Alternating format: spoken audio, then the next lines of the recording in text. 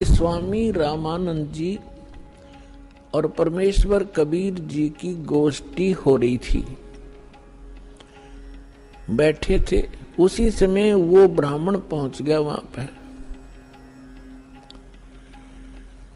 और उस ब्राह्मण ने अपने गुरुदेव स्वामी रामानंद जी से कहा कि गुरुदेव, मैं अति दुखी हो चुका हूं, अति आर्त हूं, आपकी शरण आया हूं, मुझे कोई समाधान बताओ।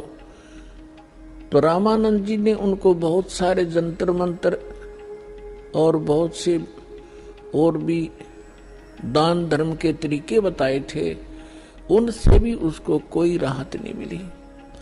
तो पुण्यात्माओं, आप जो भी कोई दुखी प्राणी होता है वो परमात्मा की राहत लेने के लिए संतों के पास जाते हैं, या उसको जो भी कोई बता दे कि वहां झाड़ा लगाते हैं, वहां कोई ओझा बैठा है, तो वहां भी जाते हैं।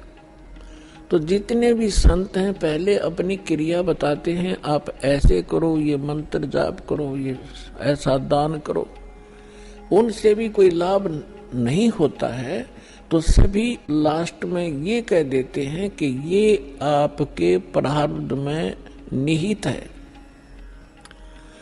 अर्थात आपकी किस्मत में लिखा है, ये आपने भोगना ही पड़ेगा। फिर उदाहरण देते हैं कि जैसे भगवान श्री राम ने बाली को मारा था, जो सुग्रीव का भाई था, वृक्ष की ओट लेकर, और उसका भी बदला भगवान ने भी देना पड़ा श्री कृष्ण रूप में। एक शिकारी ने उनके पैर में तीर मारा, विषाक्त, और तब श्री कृष्ण जी की मृत्यु हुई। वो मारने वाला कौन था? वो शिकारी, वो बाली वाली आत्मा थी, और श्री कृष्ण राम वाली आत्मा। तो इस तरह की अटकल देकर के रामानंद जी ने उस ब्राह्मण से कहा कि भाई, ये तेरे प्रारब्ध के अंदर लिखा है, ये किसी भी तरीके से नहीं कट सकता। मैं जो विधि जानू था मैंने सारी बता दी। उसी समय परमेश्वर ने कहा, स्वामी जी, आप बड़े विद्वान हो, वेदों को भी जानते हो, क्या वेदों में भी ऐसा नहीं लिखा कि परमात्मा जीव के सर्व पाप नाश कर सकता है? यानी पाप से ही दुख है। पाप जो प्रारब्ध में लिखा गया है, किस्मत में लिखा गया है, तो उसको प्रारब्ध का कष्ट कहते हैं, संकट कहते हैं, और वो भोगना ही पड़ता है, भोगने से ही समाप्त होता है। तो परमेश्वर ने प्रश्न किया, क्या स्वामी जी, आप क्या वेदों में भी ऐसा ही लिखा है? स्वामी जी ने तपाक से कहा कि हाँ, ऐसा ही लिखा है, किसी वेद में ऐसा प्रमाण नहीं, सब ये लिखा कि अपना कर्म भोगना ही पड़ेगा। तो परमेश्वर ने कहा कि यजुर्वेद अध्याय नंबर 8 के श्लोक नंबर 13 को देखिए स्वामी जी। अब उनको जुबानी याद था। अपने आत्माओं, या बिजली गिरी हुई है, सदग्रंथों को कंठस्थ याद कर रखा था इन ब्राह्मण लोगों ने, और इनको कख नहीं पता था ये बता क्या रहे हैं।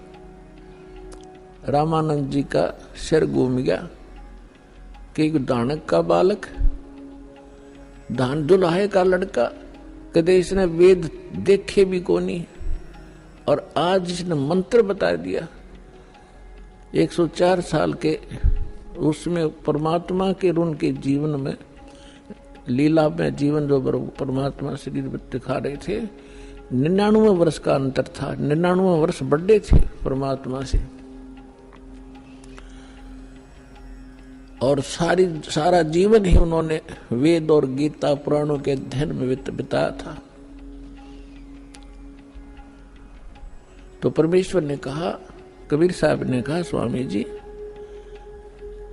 यदि प्रारब्ध का कष्ट भोगना ही पड़ गया तो भक्ति की क्या आवश्यकता है? फिर अगर किसी के संस्कार में दुख है और दुख भोगना ही पड़ेगा, फिर भक्ति ने शर्म में मारेंगे, क्या आवश्यकता है इस भक्ति की? कौन करेगा भक्ति? क्या आवश्यकता परमात्मा की? वो भक्ति इससे हटकर है और वो मंत्र मेरे पास है। अपने आत्माओं जो दुखी व्यक्ति है उसको तो संकेत चाहिए।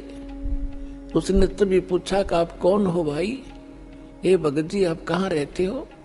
अब वो लाल कपड़े पहन रखे, सारी उम्र संस्कृत बोली उसने तो महाराज जी समझ रहे, और परमात्मा बैठे एक सिंपल वेशभूषा में। उसने न्यू कहा भगत जी कहाँ रहते हो आप? आपका कहाँ ठिकाना है?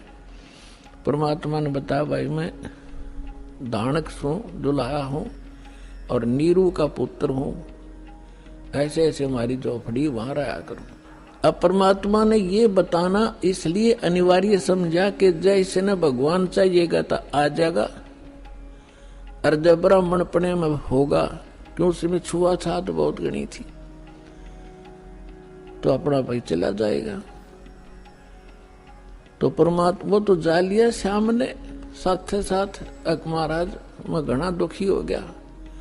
तो वहां जब परमात्मा के पास गए और भी बहुत से आर्त व्यक्ति बैठे थे और वो आपस में चर्चा कर रहे थे कि मैं इतना दुखी था।